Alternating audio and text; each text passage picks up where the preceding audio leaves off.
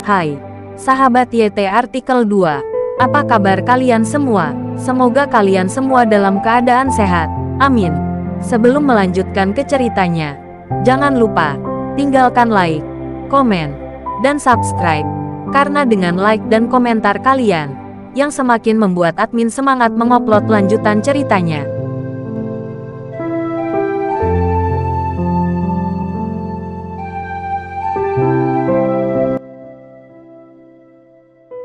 Episode 223. Kisah Aditya, anak bos besar yang berpura-pura miskin.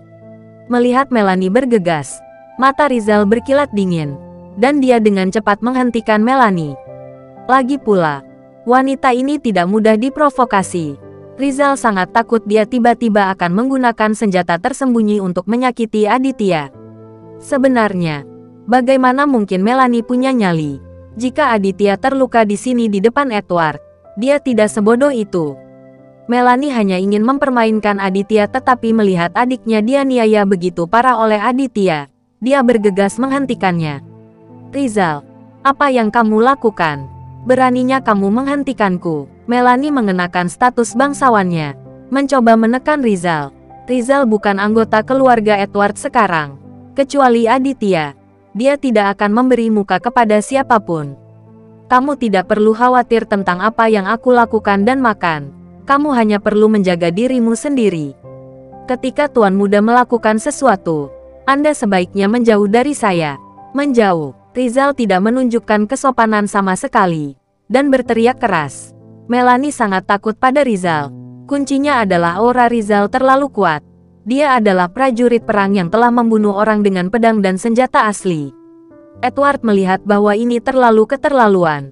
Meskipun Benny memarahi Aditya, tidak apa-apa bagi Aditya untuk memberinya pelajaran. Tetapi Edward tidak dapat menahan diri ketika Rizal memperlakukan Melanie seperti ini. Rizal, ini keluarga saya. Kamu tidak bisa memberontak semaumu. Edward sangat marah pada Rizal. Rizal tampak tenang, memandang Edward dan berkata, "Tuan, saya menghormati Anda. Tetapi jika Nyonya ingin menyakiti Tuan Muda, maka saya tidak keberatan menggunakan kekuatan saya untuk melindungi Tuan Muda." Edward terkejut ketika mendengar ini, lalu tertawa terbahak-bahak. "Haha, baiklah. Aku sangat lega kamu begitu setia pada Tuan Muda," kata Edward. Edward tidak marah. Sebaliknya dia cukup senang. Lagi pula Aditya adalah putranya sendiri. Dan Rizal sangat setia kepada Aditya. Edward tidak punya alasan untuk marah. Tapi pada saat yang sama, Melanie marah. Selain kemarahan, itu lebih karena ketakutan. Meskipun Rizal tidak mengatakannya dengan jelas, Melanie masih merasakannya. Selama dia terus tidak menguntungkan Aditya, Rizal tidak keberatan untuk membunuhnya. Memikirkan hal ini, mata Melanie berkilat tajam. Dia telah mengambil keputusan sekarang. Idenya tidak hanya untuk membuat Aditya menghilang dari dunia ini, tetapi juga untuk membunuh Rizal. Untuk menghindari masalah di masa depan. Apakah kalian semua dipekerjakan dengan gratis? Saya telah diancam oleh orang luar. Kenapa kalian tidak datang membantu saya? Melanie berteriak pada selusin pengawal di sampingnya. Selusin pengawal pada dasarnya ragu-ragu. Meskipun mereka belum pernah melihat Rizal, mereka sudah mendengar nama Rizal.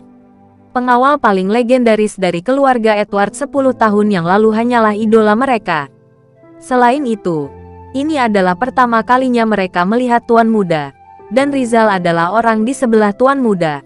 Ketika Tuan tidak mengatakan apa-apa, para pengawal ini tidak berani membuat masalah dengan mudah.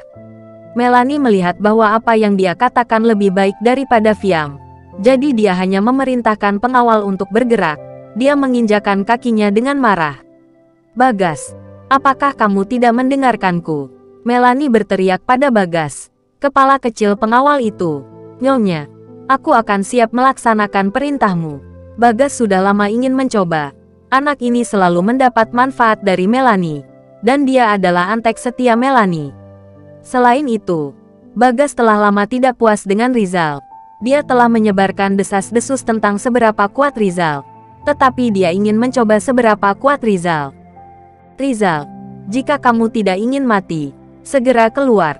Bagas berjalan ke arah Rizal, mengangkat alisnya dan berteriak, Rizal tidak menyangka seseorang akan berani berbicara dengannya seperti itu. Pada saat ini, Rizal tersenyum alih-alih marah, menatap Bagas dan berkata, "Apakah kamu yakin?" Gerakannya kejam dan cepat. Bagas ini masih sangat kuat. Klik, Bagas melolong mengerikan. Dan Rizal menendang kaki kanan Bagas hanya dengan satu tendangan. Dengan bunyi gedebuk, Bagas, yang hidup dan sehat sedetik yang lalu, jatuh ke tanah karena malu, berkeringat deras karena rasa sakit. Semua orang yang hadir ketakutan, terutama para pengawal itu, yang semuanya bersyukur bahwa mereka tidak mati sekarang. Rizal benar-benar pantas mendapatkan reputasinya. Siapa lagi yang tidak yakin kamu bisa maju bersamaan? Rizal melihat sekeliling dan berkata dengan datar. Tidak ada yang berani mengatakan apapun, dan para pengawal tetap diam. Hahaha, seperti yang diharapkan dari Rizal, bahkan lebih tajam dari 10 tahun yang lalu. Edward tertawa dan menatap Rizal dengan mata kagum. Dia masih mencintai bakat. Melanie sangat marah hingga hampir melarikan diri. Satu-satunya orang kepercayaannya, alias Bagas, dilumpuhkan oleh Rizal dengan satu gerakan, yang membuatnya sangat tertekan. Dia juga tahu bahwa jika dia ingin bermain keras dengan Aditya, tidak mungkin menang. Aditya memiliki master seperti Rizal, dan tidak ada yang bisa melakukan apapun pada Aditya. "Kakak, cepat selamatkan aku. Aku akan dipukuli sampai mati." Benny menatap Melanie dengan putus asa. Aditya tidak berniat melepaskannya. Dia tidak ingin dipukuli lagi. Melanie juga tidak bergerak, melihat postur tubuhnya. Jika dia memaksa dirinya untuk melawan Aditya, Rizal juga pasti akan menghadapinya. "Aditya, kamu lepaskan saudaraku," Melanie berkata dengan dingin kepada Aditya. "Apakah kamu memohon padaku, atau kamu membuatku takut?" Aditya mencibir dan bertanya pada Melanie. Melanie benar-benar terpesona. Baginya, ini hanyalah sebuah penghinaan. "Jangan bicara omong kosong denganku. Katakan saja kamu tidak akan membiarkannya pergi." Melanie meraung. Dalam kesan Aditya, Melanie selalu sulit dihadapi, dan dia tidak pernah kehilangan ketenangannya seperti ini. Saat ini Aditya tersenyum dingin. Sepertinya Melanie tidak lebih dari itu. Sekarang dia benar-benar kacau. "Maaf, saya belum cukup bermain." Aditya tersenyum, dan kemudian tiba-tiba menambahkan kekuatan ke tangannya. Wow, mata Benny membelalak, dan dasinya mencekiknya begitu keras hingga dia hampir mati lemas. "Suamiku, tolong jaga putramu." Melanie benar-benar panik kali ini, jadi dia harus meminta bantuan Edward. Edward tidak mengungkapkan pendapatnya. Dia tahu bahwa Aditya memiliki kebencian di hatinya. Dia baru saja pulang, dan Edward tidak ingin mendapat masalah dengan Aditya. Dan apa yang dikatakan Benny barusan benar-benar penuh kebencian. Beraninya Benny menyebut putraku beruang. Memikirkan hal ini, Edward tidak mengatakan sepatah kata pun. Dia juga ingin Benny mempelajari beberapa aturan. "Suamiku, saya mohon, jika Anda tidak mempedulikannya, saudara saya akan mati." Melanie hampir berlutut di depan Edward. Dia tidak lagi memiliki prestise masa lalu, dan sekarang tidak ada yang bisa dilakukan. Melihat Benny akan dicekik, Aditya merasa lega. Benny merasakan ketakutan yang mendalam, dan dengan cepat mengambil kesempatan ini untuk bernapas berat. "Cepat dan bernafas. Ini akan segera dimulai lagi," kata Aditya perlahan, seolah mengobrol dengan Benny dengan santai. Kamu masih akan mencekikku." Benny sangat ketakutan sehingga dia hampir pingsan, dan dengan cepat memohon pada Aditya dengan wajah pahit. "Tuan, tolong maafkan saya. Jangan mencekik saya lagi." Aditya menatapnya, lalu mencekik lagi. Tidak sampai Benny dicekik sampai wajahnya berubah pucat. Aditya berhenti dan menendang pria itu ke tanah dengan keras. "Kakak ipar, mohon ampun. Aku benar-benar tidak tahan." Benny merangkak ke arah Edward seperti anjing, memohon dengan getir. "Hehe, bukankah kamu bilang anakku tidak berani memukul orang? Apakah itu beruang?" Edward tersenyum dingin, menyilangkan tangannya di belakang dan tetap tidak bergerak. Benny menyesalinya sampai mati. Jika dia tahu bahwa Aditya sangat menakutkan sekarang, dia tidak akan mengatakan apa-apa. "Bukankah ini tidak ada hubungannya denganku?" Tidak. Aku baru saja berkata omong kosong, karena aku tidak tahu. Benny kehilangan muka, jatuh ke tanah dan menamparkan dirinya sendiri dengan keras. Edward juga mengabaikan Benny. Dia memutuskan bahwa masalah ini harus ditangani oleh Aditya sendiri. Tuan, saya tidak akan berani lagi. Tolong lepaskan saya. Benny merangkak ke kaki Aditya lagi, memeluk kaki Aditya dan memohon.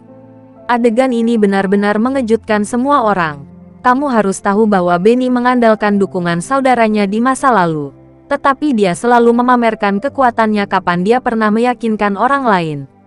Hari ini, dia tidak hanya tunduk, tetapi dia juga sama sekali tidak tahu malu, yang benar-benar tidak terduga. Keluar segera.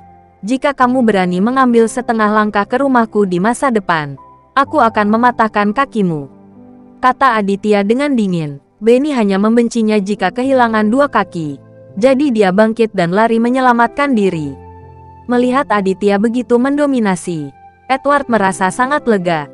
Dia tahu bahwa Aditya dapat mewarisi bisnis keluarganya. Tetapi sebelum Edward senang, Aditya berkata dengan dingin, "Melanie, giliranmu. Beritahu aku, hal baik apa yang telah kamu lakukan di kota Manado." Bersambung.